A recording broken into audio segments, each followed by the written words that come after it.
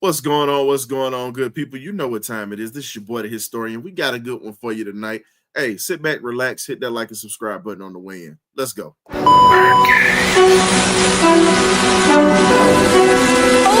y'all, this is it.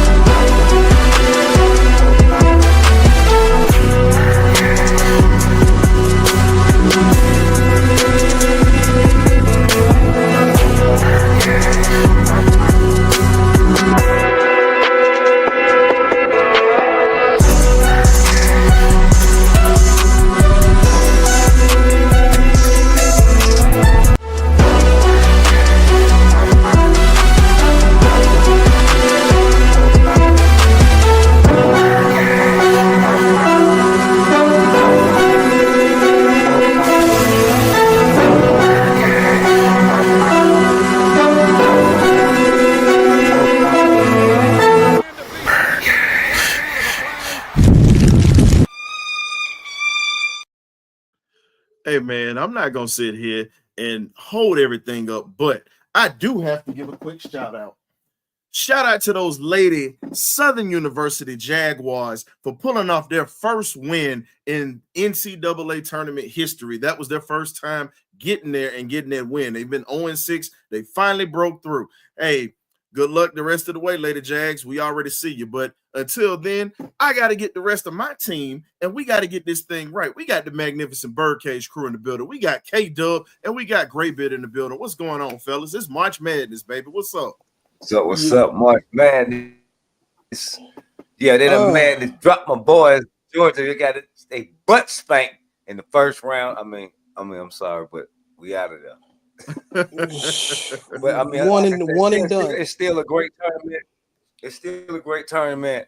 I love basketball. I'm ready for the girls to start tomorrow, and let's get into it though. About these Falcons. Man, I'm mad already because four of my brackets already shattered. Shout out to Clemson. And shout out to freaking Louisville. Thank you very much.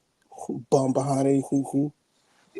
Hey, hold on. Ain't finna be too much ACC slander now. You still got the Tar Heels in there, baby. You need to chill out with that. Four of my brackets done, hey, bro. Hey, man, you shouldn't have picked them. Louisville, I get, but Clemson, ew. No, bro.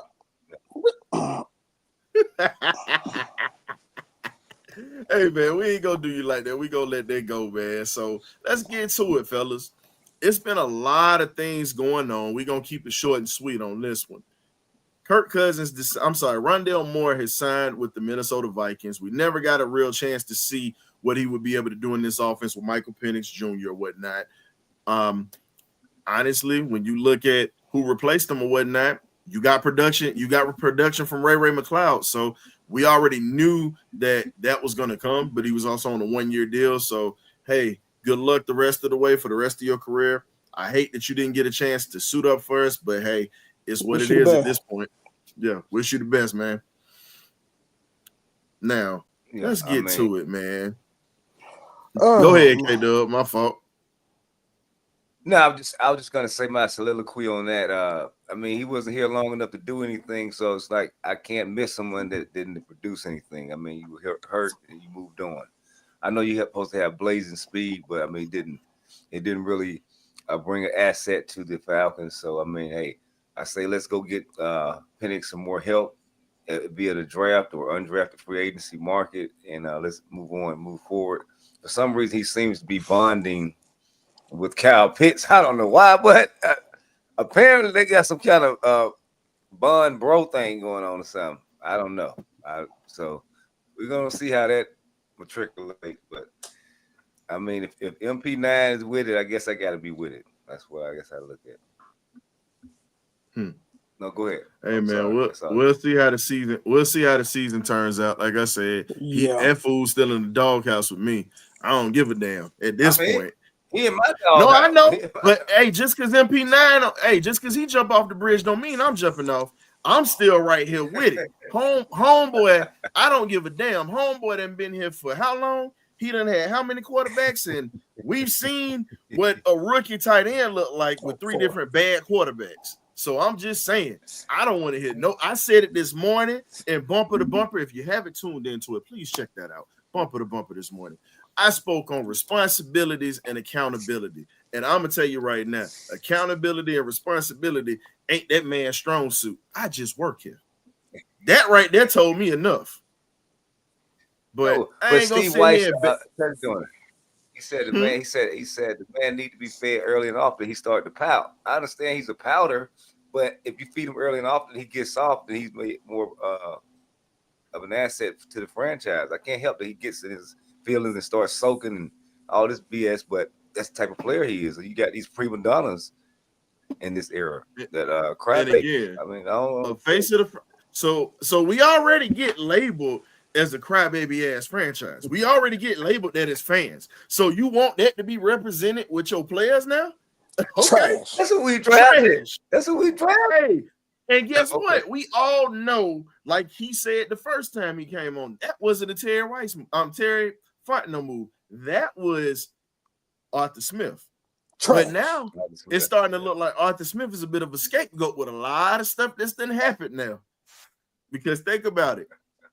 Pittsburgh, they got rid of Najee Harris, and Najee was having solid performances with that team. So are we seeing that it might have been Arthur Smith that might have been the problem? Or, hey, you're drafting somebody that can be a good role player but should have never been taken that high in the draft? Agreed. So, trash. Dang, great bit. Now, see, look, I'm going to give a soliloquy. I ain't just going to say it like that.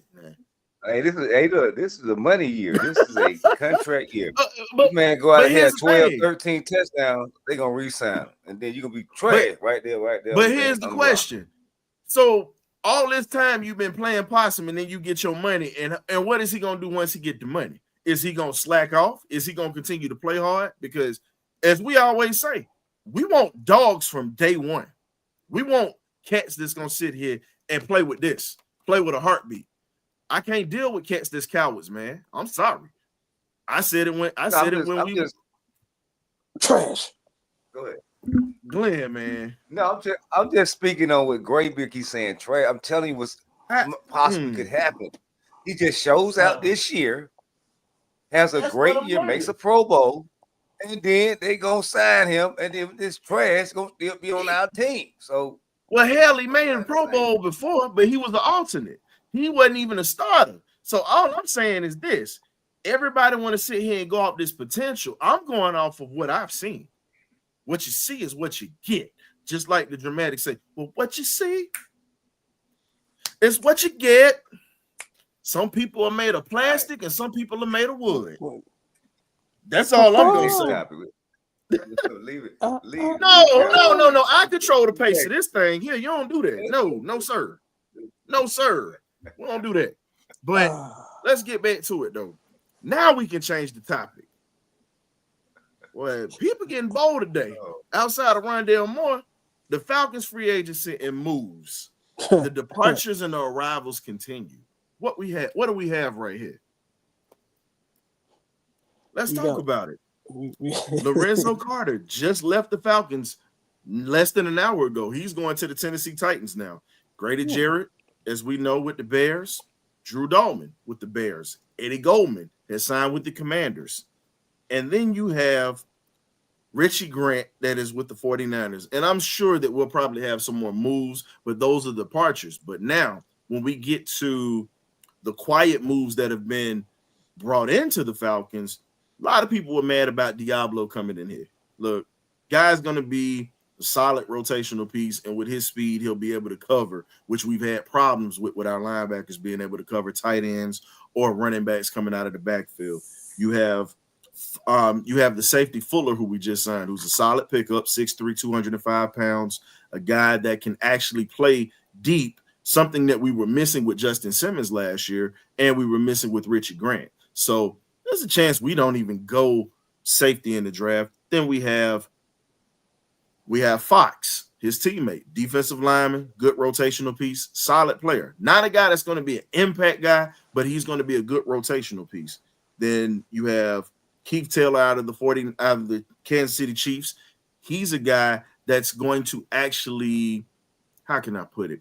He'll actually be a good depth piece for this secondary, and he has experience coming from a championship caliber team. Maybe he can rub off some of this championship knowledge off on this team, and we can do a little something with it. Then you have Leonard Floyd, who we just got from the 49ers, former Bulldog. We don't have to speak on that. And we also just picked up Agnew, wide receiver that comes from the Jaguars. He's going to be replacing Avery Williams, who just departed and is in the Philadelphia market right now with the Eagles on a one-year deal as a kick returner. And then you just bring in Mike Ford from Cleveland, the guy that was here before under the Arthur Smith regime. With the moves that we've made, fellas, and I've gone through that list of all the players so far that we've had. Which one did I forget? I said Felipe Franks. Oh, you did? Yeah. I've already said that. That's one guy that I mentioned. If you notice, I blew past that for a reason. Good job. So with all the quiet moves that we have, you have Kirk Cousins, and this ties into everything, and I'm going to let my guys, we're going to talk about it. Kirk Cousins is not going to show up for the offseason practices. Now, that is a loud distraction because with all the offseason stuff, most fans aren't even paying attention to what's been brought in. And bringing in the pieces that we brought in affects our draft. But quietly, no one has paid attention to that. How do you guys feel? I'm gonna give you guys a chance to talk about it. Graybeard first, then K-Dub, and then I'll chime in on it. How do y'all feel about what's happened with this team, with these players that we brought in so far? Well, from my opinion, I think he's going after players that fit the scheme, which I hope that's what it is. I'm looking at these players, 1-year deal, 2-year deal, so pretty much terrified. No, you already know, got to get back to balling on a budget, whatever the case. And then because we still have to focus on the draft, we still got to find our draft class, so we can't really make that splash that we want. So we just got to go for players that fit the scheme, good rotational players, the veterans with experience. So therefore, we can try to get the defense rolling. So I mean, besides that one signing we just did not too long ago, I really don't have a problem with what we picked up because there's nothing wrong with having too much depth, but there is such thing as having quality depth. So I just think hopefully, our new DC can go out there and put this together with what we already have, and see where we go from there. Okay, Dub. Well, I think we just did a lot of addition by subtraction on a lot of those players that we had were just carrying on dead weight. A lot of those players that we lost, except for maybe Dahlman and a couple others, were not really doing a lot of things for the Falcons. So I just feel like we went and got guys that really fit what we were doing, players that Coach Raheem and that he's worked with in the past, that he's had success with. And I just feel like he's trying to move his defense in the right direction.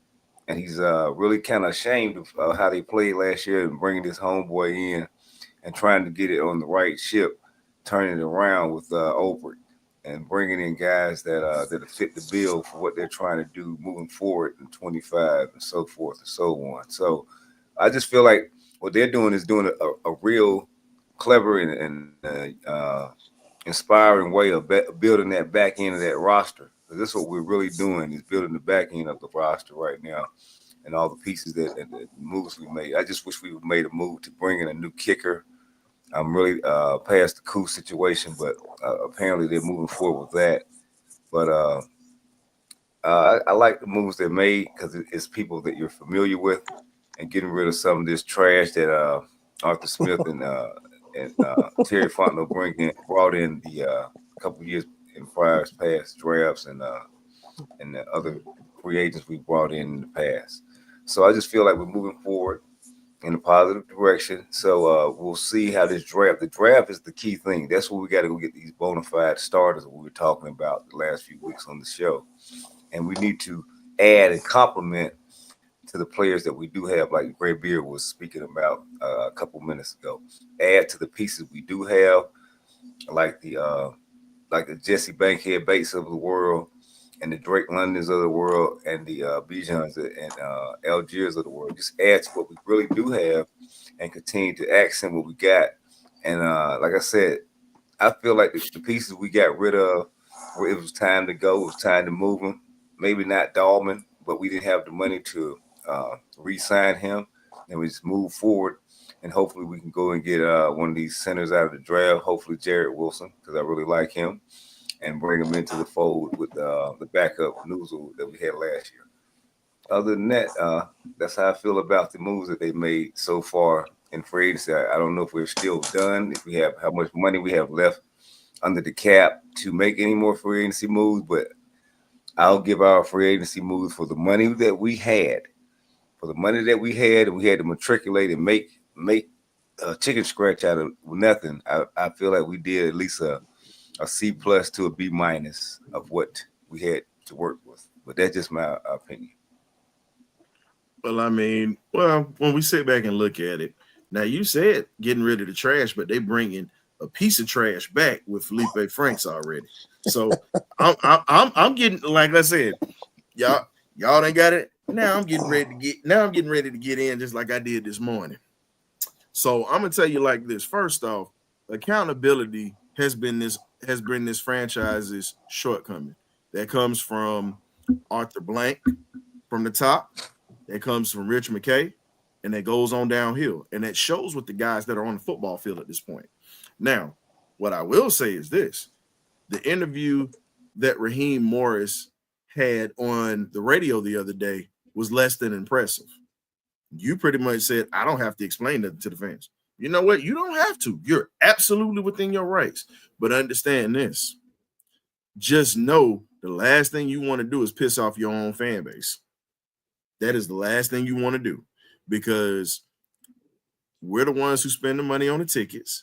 Because if we stop showing up, that's going to hurt. That's going to hurt Arthur Blank's pockets. Say what you want, but that's a lot of money. Now, other people might come in and sell out the stadium, and it might help, as we know. But when you talk about homegrown Falcon fans, like, come on, man. Look, right now you need to be worried about getting and fixing what you effed up last year. That's what you need to be worried about.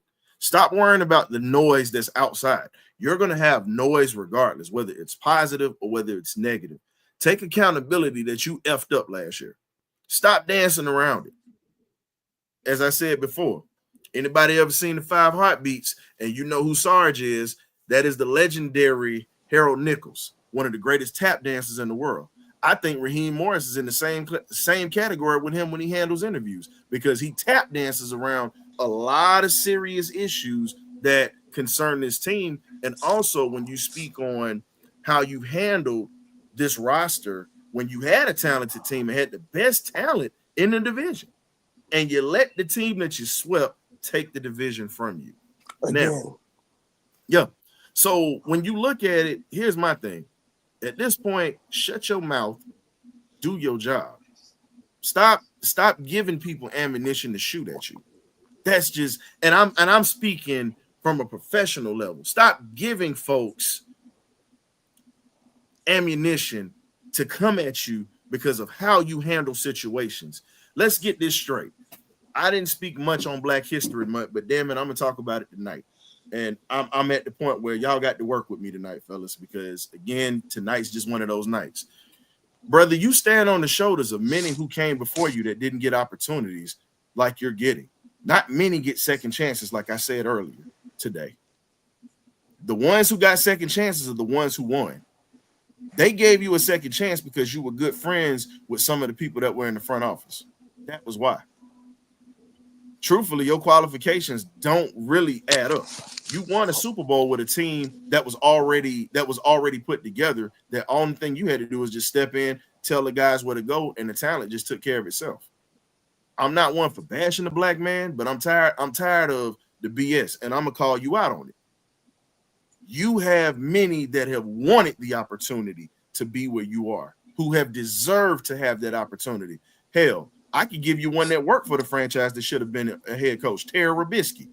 That is a man that should have had a head coaching job. He was a hell of an offensive coordinator. He was a hell of a player, as well as the first black player that went to LSU back in the day, if you want to look that up. And he's an SEC legend, by the way.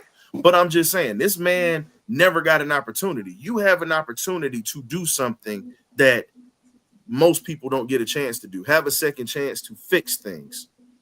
Come on, brother. Get your stuff together. Stop BSing around.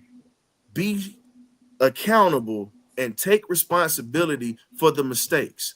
I can respect you more when you take responsibility for the mistakes that you have made and say, you know what? Hey, Falcon fan base family, I messed this up. I took Kirk. This is what happened. We're going to have to work with what we have at this point. Hey, we'll get this thing right.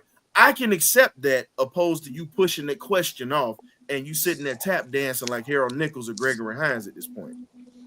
And you're bringing in players at this point with a stretched budget because you wanted Kirk in here. You could have taken Russell Wilson and had more money to fix your defense. Most people don't want to revisit that, but hell, we're going to talk about it.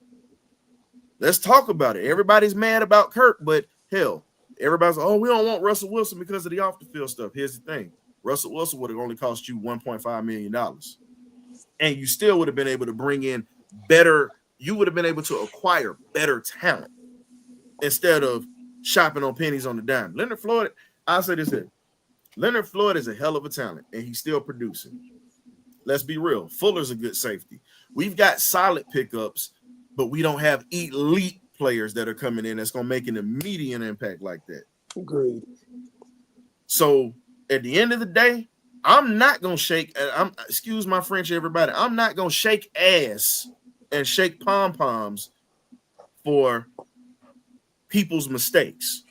I'm going to call out the mistakes as a fan and as a podcast host, and that's my due diligence to do this because I'm not going to defend this.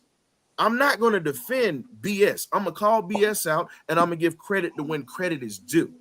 But until you fix that BS, I'm not shaking pom-poms for you, bro. You got to fix this, and it ain't me. It's not me poo-pooing on you or crapping on you like my man K-Dub says. It's me telling the truth. And honestly, I hate to say it, but our fan base hates the truth like little kids hate cod liver oil. It might make you go to the bathroom. It might have a bad taste, but guess what? It gives you everything you need in your system to clean it out and keep you healthy and keep you moving. Gee, let's get to this next topic, folks. You went back to that. So now, man, my grandma's spirit touching me tonight, bro. When I said, God, hey, my grandma gave me that cod liver oil as a baby. God rest her soul. Today's the day that we lost. She gained her wings. That's my baby. Rest in peace, Mercedes Broadnecks. But I felt that today when I thought about it. I don't know why I thought cod liver oil for some reason, or castor oil. Travon Walker could become a Falcon. Think about it. Former first round pick. They're taking I already thought about it. Question is, what are they going to want for him? What do y'all think? That and it's going to be a what do they want? That they say they want that 15. He gone. It's gone. Mm-hmm. You can get that 15 for him. At least let her swap. At least let her swap a pick. A pick. He could be a second round or third round. Nah, 15 for nah, it ain't gonna be like that. I'm making a comment for the night. I like that one. It ain't gonna be like that. They probably. But here's what do y'all think he gonna want? What do you think they're gonna want for him? Do you think they're gonna want a first or second round pick for him? They probably gonna want a first or second round pick. Do you give? Here's the question. Or do you give up a future first round pick instead of giving up this 15th right now? A future. Okay. Would you give up a future, K-Dub? I'll give up a future if that's what I can work. If I can matriculate that and talk myself into that. But if they want that 15, they can get that 15. I got my pay rush. I'm just saying. They're just and you already got a little quarter upside. And my thing is, we got to see what Trice is going to do. I don't have high expectations for him right now because he's coming off of a knee injury. And you're talking about a guy that plays in the pit. He's going to be playing, and he's got to mentally get right and be in a situation to where he's going to be conditioned to take those shots mentally. Not saying physically, mentally. I agree with that. Because here's the thing, I guarantee you by probably by the end of the season, we're going to possibly see what he can do. But he and Brandon Dorlus, you got to step on the field this year, man. You got to get on the field. As high as we drafted you, you got to get on the field, my boy. Yeah, I mean, in a role, I mean, that probably what the contingency plan for Grady if he get ready to leave was there. That's why they moved up to get him. But now it's trying to feel okay. Now he's the guy. He has to produce. I think everybody guys this year. I think all of them feel. Yeah. But let's be honest. All the rookies that we talked about, you know, they went and got and Atlanta has a West Coast infatuation. I'm sorry to say. Yeah, they do. They have a West Coast infatuation. And it's just I mean, call a spade, man. You had defensive tackles you could have taken, one from the Big Ten and Newton, who's playing for the Commanders right now, who started as a true rookie and was a dominant force on that defense for them making that playoff run as well. He was right alongside that great defensive line and he made plays. You look at Byron Murphy. Byron Murphy came here and manhandled Drew Dahlman and all those offensive linemen when we played Seattle. That was a game I'd like to forget. Like we all want to forget that game. But we're not gonna mention the other. We're not gonna mention the other D linemen or whatnot. They've gotten their ring fingers fitted. They getting ready to get their jury in a couple of months. So we don't even have to speak on those guys. But I'm speaking on the fact that they expected this guy to be an impact player off the rip. But some players are taking a little bit more time to learn that playbook than others. Yeah, I agree with that. Yeah, but he's been in the system for a year, so he has no excuses now. You know the plays now. You've been here long enough. But now you can't get on the field. That tells me enough. Now we're under a new DC. So I just feel like he's running the same defense. He's running. Think about it. Rod, I mean, here's the thing. They're going to mix it up, but Rod's not changing his defense, bro. Jeff Ulbrich knows that defense because he took that defense up to New York with him and mixed it with Robert Saleh's defense. Well, solid. I'm sorry, Robert Saleh, excuse me. But I mean, let's be honest, that defense isn't gonna change much. Yeah. Oh no, but Ulbrich was up under him, and they had the number one defense for 3 years up there, and they just didn't have an offense to go with it. I know that. I know. He said we should have got him, but I said he went back to San Fran. That's what. We weren't gonna get him, Graybeard. Nah, we were going. I either wanted him or freaking Steve Wilk. Those my two. I think that's a great substitute that we got. Like you said, he was under Saleh, and they ran just like Ryan just mentioned. I feel like it's a great second option. Yeah, I mean, I feel more comfortable with it because he already don't work with Raheem, and like you said, he worked with Robert Saleh, so he got the experience that we need. We just hopefully they can put their head together with pretty much the MVP of the defense. We ain't gonna call his name. We already know his name, and hopefully they can put their three heads together and make this defense solidified. And I agree with you on that wholeheartedly, Graybeard. And when you talk about this defense, I'm just gonna be honest with you, man. We've had a chance to have potential on this defense and to draft guys that are worth a damn at this point. We haven't. We really have not drafted well when it comes to our defense. No. It's been hit or miss.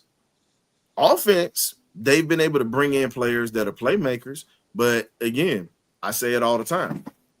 Atlanta fans want to be entertained by splash plays. If you want to entertain me, give me wins. I'd rather see winning. I'd rather see divisional championships. I'd rather see playoff wins. I want to see a Super Bowl eventually. I want that type of entertainment. I don't want the entertainment to where you can sit there, just like we said about Michael Vick, the most exciting player since Randall Cunningham, and I stand on that. God He and knows Randall why. Cunningham, Randall Cunningham, and Steve Young were three quarterbacks that were that exciting. And Steve McNair, I can't forget about Air McNair. Rest in peace. Those are the most exciting quarterbacks that I saw in my lifetime. I'm talking about what they could do with their legs. Monkey TV. Steve was the only one that got that ring out of those mobile quarterbacks, though. McNair Yeah. got close to it. He got really close, a yard short. That close. Yeah. In the Georgia Dome. And here's the thing. Yeah. So, Scoop, we really never had a bad draft history. And I'll say, after the Smiths left, after Rankin Smith left and he sold it, that's when we started getting bad with the draft history. Because if you look at it, you look at the defenses that we took. You had Wayman Bryant. You had Claude Humphrey, rest in peace. Ken Reeves, that was a hell of a safety. The all-time interception leader and the best corner that we ever had, Mr. Roland Lawrence. I stand on that. Do your homework if you don't know who Mr. Lawrence is, folks. Prime wasn't the greatest corner we had. Check their interception record when the Falcons were bad and that grits blitz defense. He also was a punt returner. Then you can go ahead and look at Jeff Morrow. You look at Fulton Kuykendall. So again, when you look at all the type of defensive players that we were drafted, and Mr. Tommy Nobis, the first Falcon of all time, all I'm saying is this. You really have to question how we're doing it. Now they're able to grab offensive players, but they can't figure it out on the defensive side of the ball. We went from that type of talent on defense to going after Jamal Anderson from Arkansas. You know how disappointment that was. Agreed, Scoop. And when you look at what we used to draft back in the day, it's a reason why the grits blitz defense is one of the greatest defenses of all time in the NFL. When you average in 14 games, you have less than 200 points scored in the season. You're averaging 10.3 to 11.5 points a game, which means they're not scoring. The offense was just god awful. And then they got offensive line, and then 1979 and all that started to happen when they started going to the playoffs. But just, I mean, I sit back and look at it, and it's just painful because with the type of defense that we had, we could have built a legacy here for Atlanta to be a city of defense. We had the blueprint, and they pissed it away. It's no ifs, ands, or buts. You taking all these church boys or whatnot to come to Atlanta. You need to get somebody that might have a couple of screws loose or whatnot. You can get him therapy outside of the game, but on Sundays I need him to be a crash out. That Philly defense got a lot of crash outs.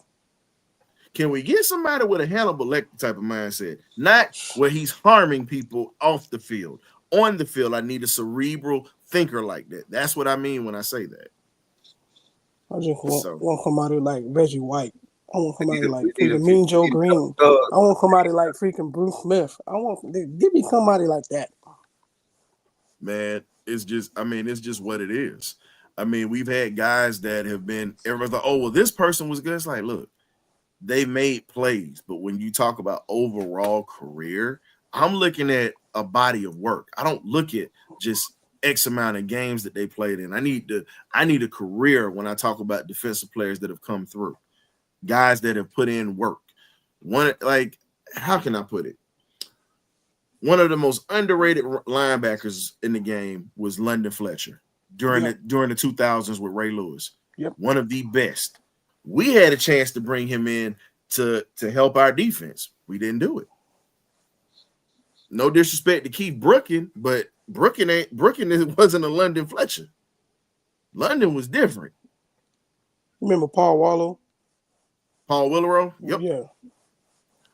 Warlow. He was decent out of Delaware. Really solid player. Well, was he undrafted free agent or did we get him in the 7th round?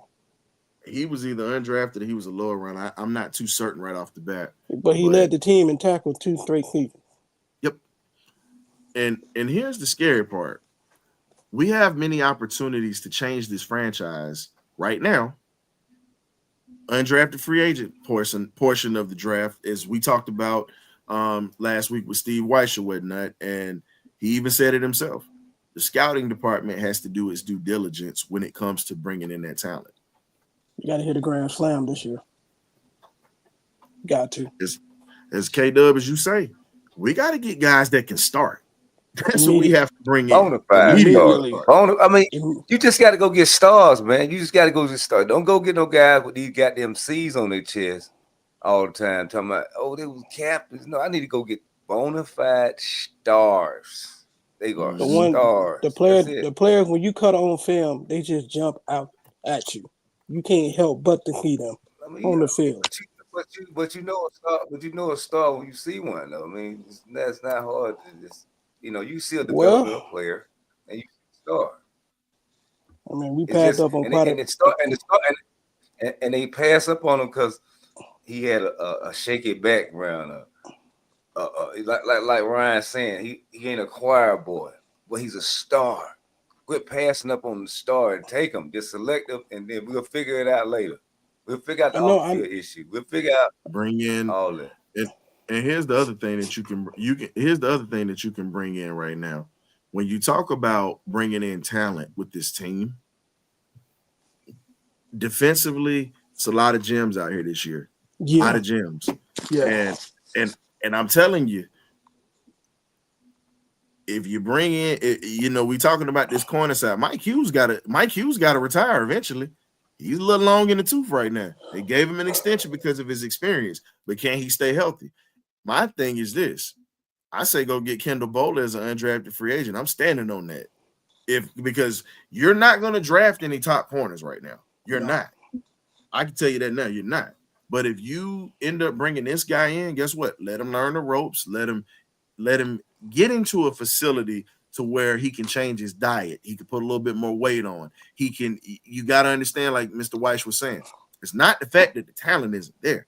It's the fact that you got a guy coming in out of a HBCU or a smaller school that the facilities are not like the big PWIs or the big time FCS schools that have those type of programs and facilities. And these guys are coming with a lunch bucket, hard hat, and a pail, and they bring talent. Those are the type of guys that I want to bring in because, again, Marquise Bell just signed that 3-year contract for $12 million. And this is a guy that was an undrafted free agent. You've been talking about him ever since he got signed. Even before he got signed, I was talking about him before he was even taken by Dallas as an undrafted free agent. Dan Quinn saw the talent in the guy, and he understood the assignment. Let me ask you a question. Let me ask both of y'all a question. During the draft, could it possibly happen that we trade Kirk Cousins during the draft? Possibly. Yeah, I was thinking that we could trade it could be a draft day trade. I preferably I want a second, but I think he's gonna get moved for a 3rd round pick to somebody. But that's just what I see. Yeah, I think a third. I think a late second or late or mid-third. We can turn the table on that. As long as they can take half of that money with them. They take some of that money with them. Hey, the Giants might take them because they look. Think about this. Russell Wilson hadn't signed anything, and they're still waiting on Aaron Rodgers too.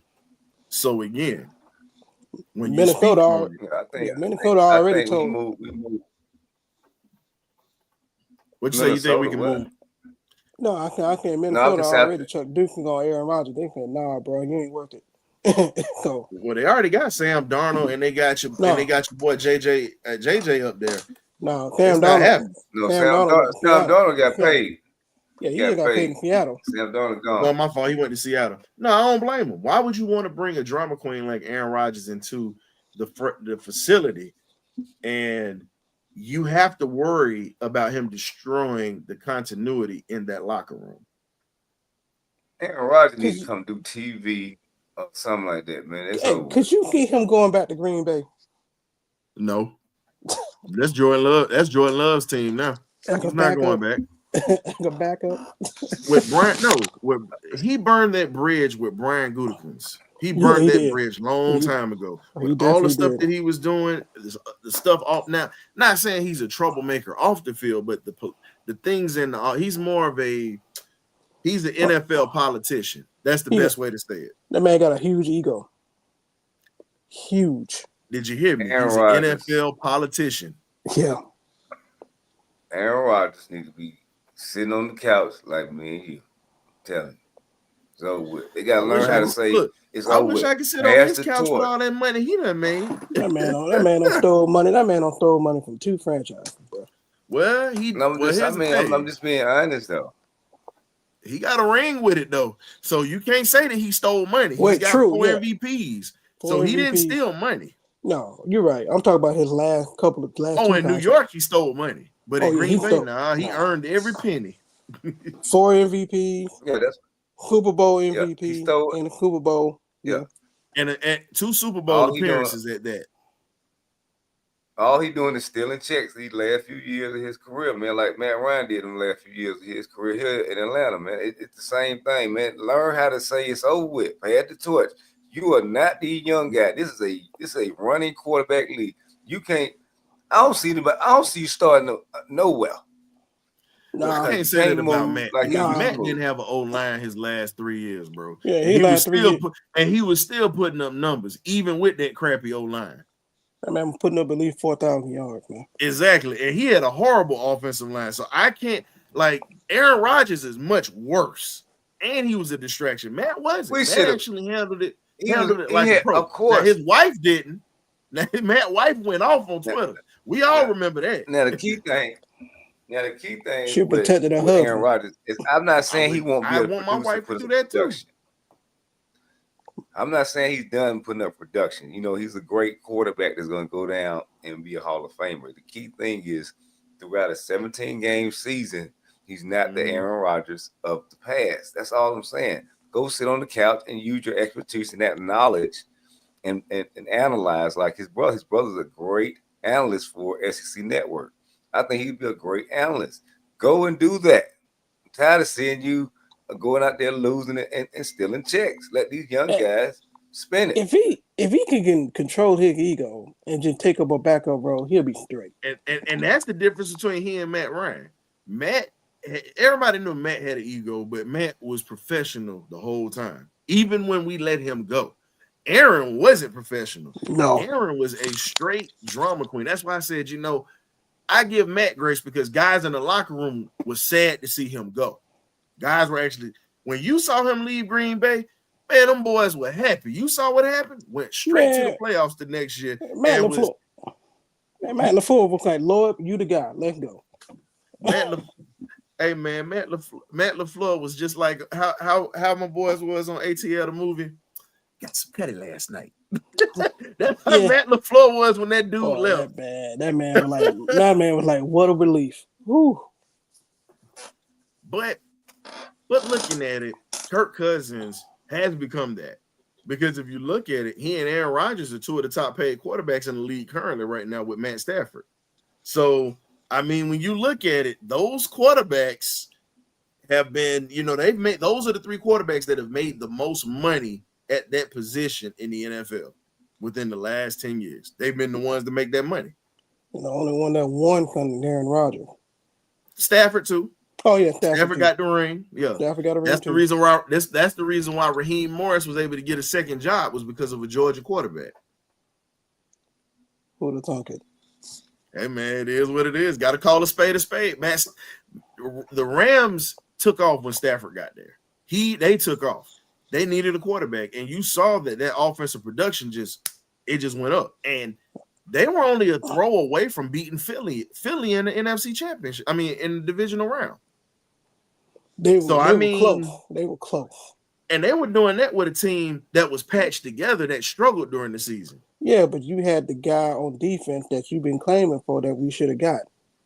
Hint. Go ahead and say it, please. Jared Verse. Thank you. I don't have to say it. The proof is in the pudding. Defensive Rookie of the Year. Yeah. I told everybody that he was one of them guys. When you look at him, if you can be a dominant force at a horrible and I'm not going to discredit Florida State because they've had a storied program, but during the time he was there, minus the 13-0 season, they were abysmal. Ever since Jimbo Fisher left, they've been abysmal. Yeah. And he stepped on campus and was a star. K-Dub, you always say it, a star. That was a guy that literally was a dominant force. And you just turn on the tape. You didn't even have to look at you could look at the first play and see it. That was how dominant he was. And for him to go to LA and be in a system where he can thrive with his teammate Brandon Fisk, they've been balling. That defense gonna get better. And I keep telling people, you need a defensive tackle in this draft to go along with your edge rusher. That's how success is made. In the way that we got free agency, do you think it's possible that we do get a D tackle? I don't want him in free go in agency. there I want to draft him. I'm gonna tell you right now, Onyemata been stealing. Man, Onyemata stole 17 checks this year. He stole 17 checks this year. That was a straight thief. Well, I mean, I know we need both of them. I just feel like we get an edge at this draft, and the D tackle maybe next year's draft. But I just feel like they're going to ride with Onyemata this particular season. I mean, I could be wrong, but we'll see what happens. Okay, that's a strong possibility. Seeing how we been hitting free agency, because right now we don't know what's on that wallboard come draft time. But what we do know is I know edge is probably a priority along with D tackle. I know that. They know what's on that damn board, man. What you talking about? They go in a different direction of what we really need and get stuff that we don't need. Come on, man. If we pick like a wide receiver or something, man, I promise you, man, we'll go off. And here's the crazy part. At this point, Onyemata's going to be gone. He only signed a 3-year deal. Remember that. He signed a 3-year deal. Exactly. So now you got Street that they re-signed, who's a role player, not a dominant force. You need to get you a dominant D tackle that's going to control your defense. This is a draft where, look, we need an edge rusher, yes, but here's my thing. Give me an anchor D tackle, and you can work, and you can get you an edge rusher. You don't pass on the Walter Nolan type. That's another Jalen Carter. That's another Newton. That's another Murphy. You pass on that if you want to. You just watch Grady walk out the door. You grab the role player from the Rams. You need to have somebody homegrown in here that's going to grow up in this system. That's what you need at this point. Man, okay. Yeah, I think we go defense, but it's all about, because this is a defensive draft. You won't see us taking a wide receiver. It's not a wide receiver draft, but it's all about, when we take the defensive player, is it the defensive player that we all want him to take? That's the key thing. Because like he's saying, you should go Walter Nolan. Or JJ Pegues. Yeah, you did for a second. Like okay, no, I was saying, you were saying Walter Nolan, JJ Pegues. That's what I'm saying. If we don't take one of those guys, we take some other guy. I mean, just, I don't know, whatever name. You're like, well, is he defensive? But it ain't nobody we talked about. That's what we want to take stars. But here's the thing that's killing me. A lot of people say, oh, well, we got Rook Aroro. Here's the thing about Rook. Rook is not a zero technique. He'll be playing out of place like Grady and getting bullied. Do you not realize that, folks? I've had to have this argument with many people. He is not a true zero technique. You got to get somebody that is over 6'1", 6'2", and over 300 pounds that can anchor your D line, who can eat up 2 linemen at the same time to let your linebackers flow, to let your edge rushers flow. That is how this defense works. Yep. That is what Aaron Donald did. That is, I mean, I could give you many. It's so many out here that you can grab and you can make it easy for yourself. So, I mean, Tylik Williams is a good one. I agree with you on that. And then you also got the kid Robinson out of Nebraska that nobody's talking about. No, we already said David Onyemata's playing nose tackle, but here's the problem. He's on his last year of his contract. You're not going to pay this dude if he doesn't produce. This is his 3rd year. He's going to be gone after this year unless they keep him for another year. I'm willing to cut bait with him next year, and I'd rather have his replacement already in the building and let him slide in. That's just me. But again, people fall in love with the players on this team. You can't fall in love with these players that come here. You got to love the logo, and you got to understand the reason why we are not a championship organization is because we don't make moves is pretty much the way as we said it. You're not having your replacement already there. You're not playing guys in the right place. Like, think about it. They were a division rival when we were in the NFC West, the 49ers.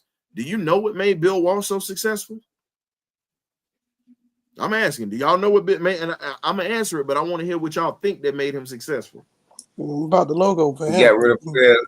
Got rid of players at the right time instead of the wrong time. He did not wait. He did not wait. And what did he have in the wings? That man had Steve Young on the bench and moved Joe Montana right after he won Cooper Bowl. I'm gonna give you a better one. The man had Charles Haley after he had Fred Dean. God rest Fred Dean. So who's one of the greatest pass rushers of all time. So when you look at it, he got him out of James Madison, small school, Virginia, brings him here. Charles Haley is one of the greatest defensive edge rushers to ever play this game. Yeah. And he came behind Fred Dean, who is one of the best to ever do it as well.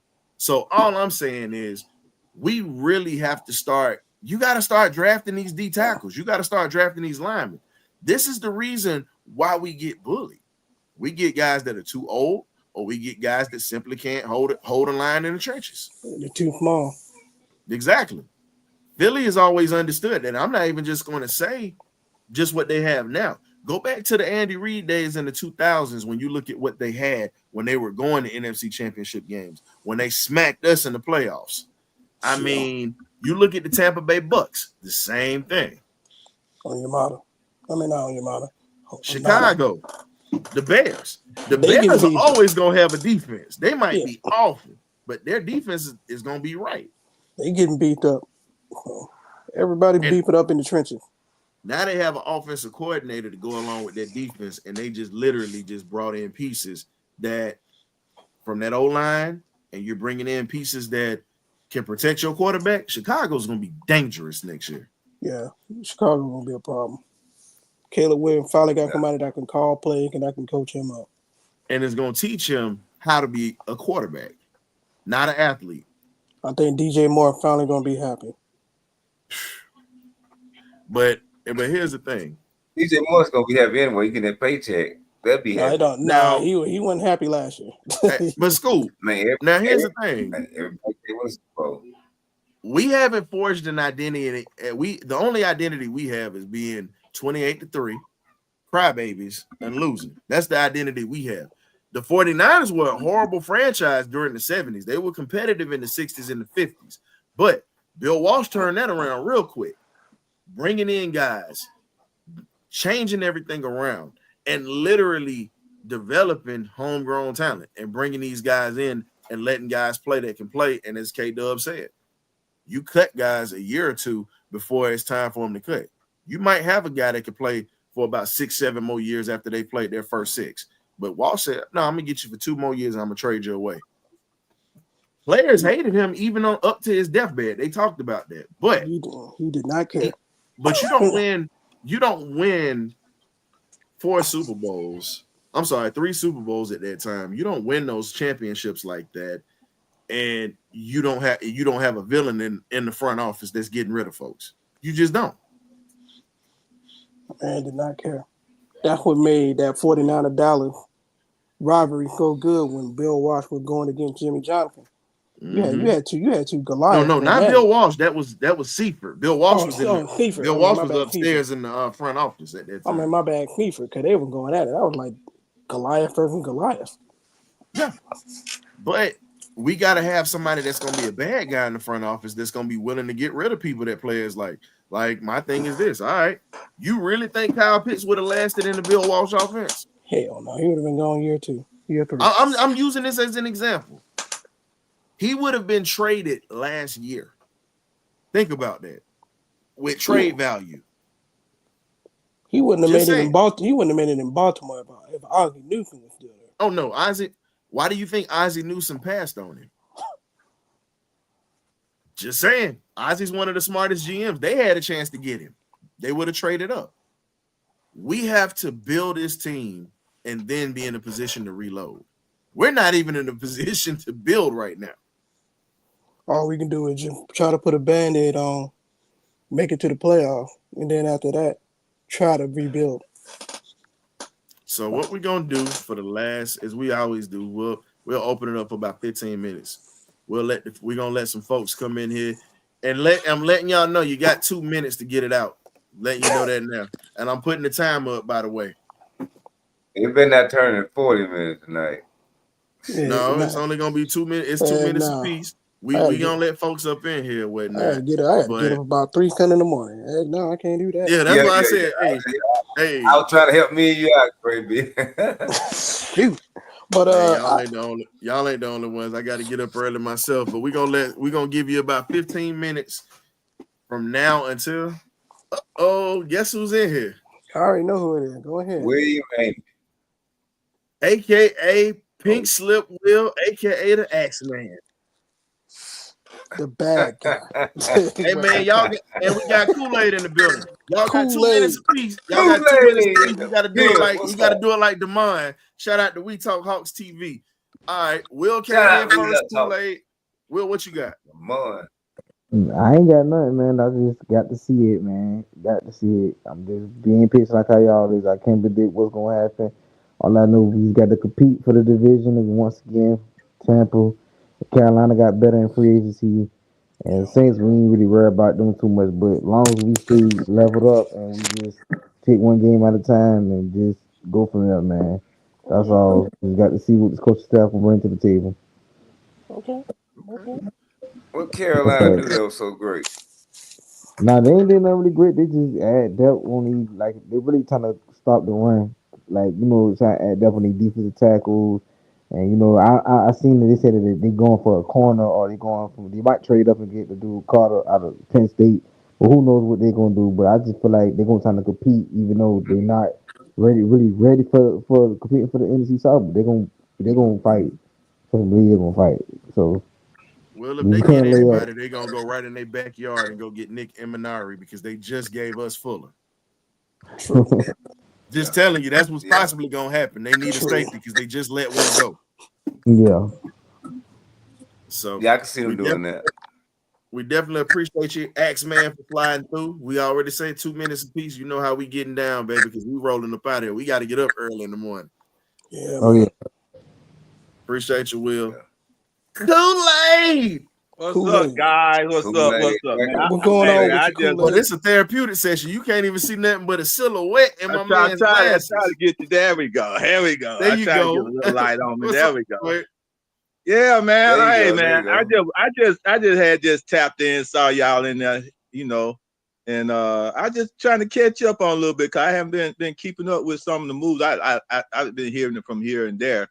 So what y'all got to tell me, man?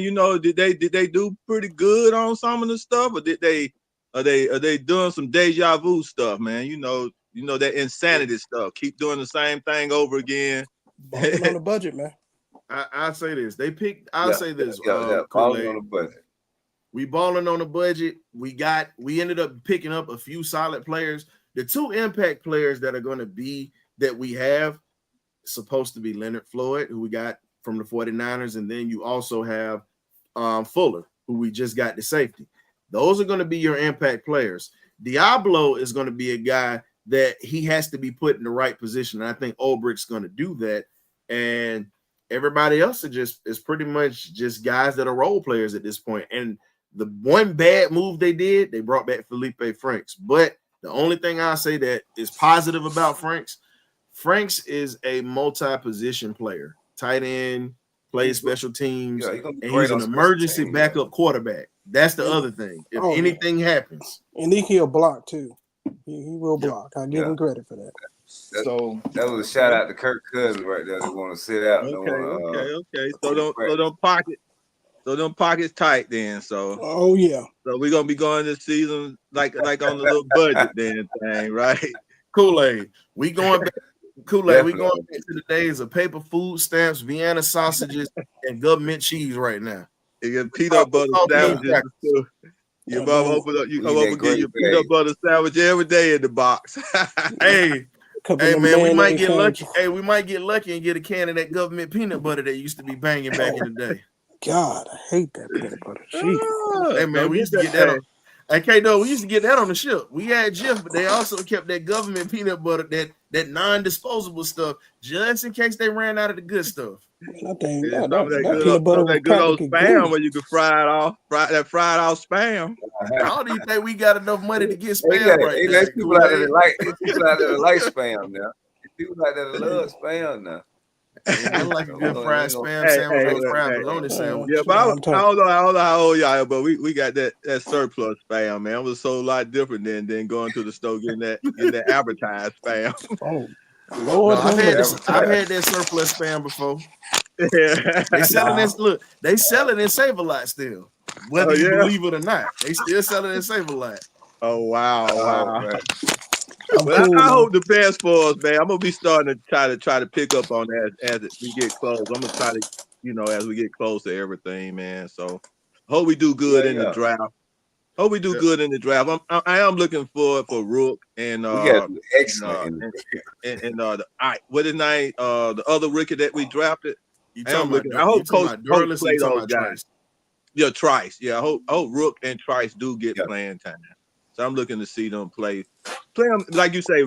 Rook is not that heavy guy. He should be on the left or the right side, more closer to a defensive end side, not holding down, in the middle part of, but playing off that defensive end a little bit more, like you were saying. So, but I'm looking for Trice. I hope he can stay healthy, man. Trice looked good when he playing with Washington in that playoff. With your boy them, they was in that playoff. So that college championship. Here's the scary part about Rook though, Kool-Aid. Now we talked about this. I compared, and here's my thing. I compared his motor to John Randall's on draft day. His motor is just like John Randall. But the thing is, with his size, Randall was small too, but linemen are a little different than they were during that time. Right.